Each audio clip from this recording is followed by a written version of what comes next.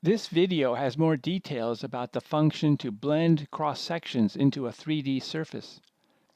First, I will split the screen so that both 2D and 3D windows are showing.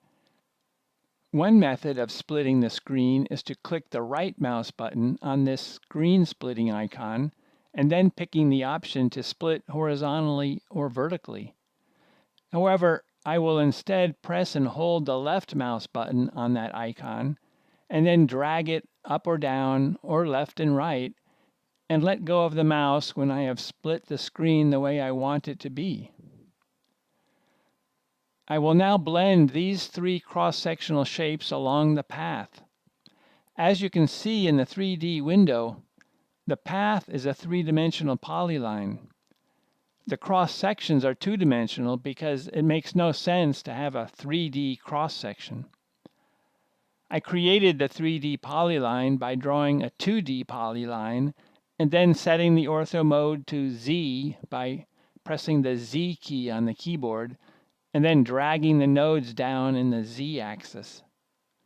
You can also set the X, Y, or Z values of the nodes by letting the mouse hover over the polyline and then, along the right side of the screen, switch to the XYZ tab and type values into the X, Y, or Z data fields. After you have typed a value, you can press the page up or page down key or use the mouse scroll wheel to jump to another node and then set the value for that node.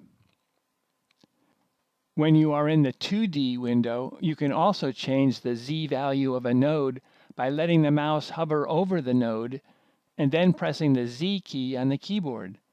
MillWrite will ask you what you want the Z value to be for that node and whether you want all of the nodes in that polyline to be set to the same value.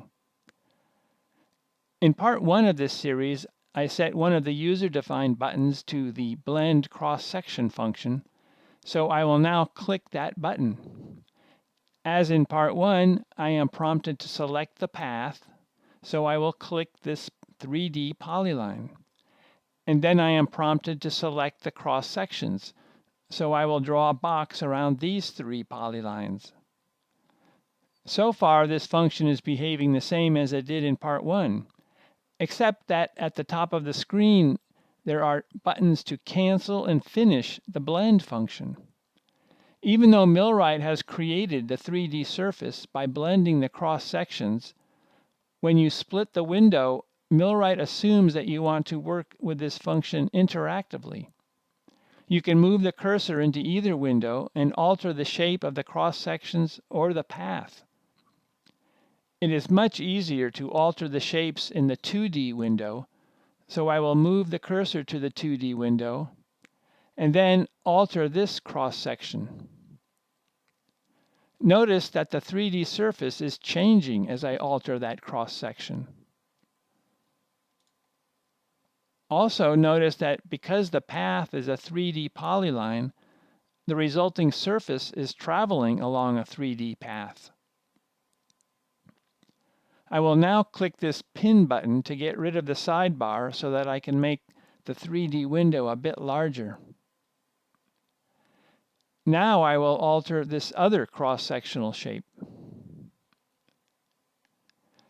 And I will alter the path as well. If you are creating a large 3D surface, blending the cross-sections interactively might be so sluggish that you find it annoying, but hopefully in the future MillWrite will use the multiple cores of a modern microprocessor to speed the process up. In case you wonder what use the blending function has, one purpose is to let you create a library of 3D surfaces that you can combine together to create complicated designs.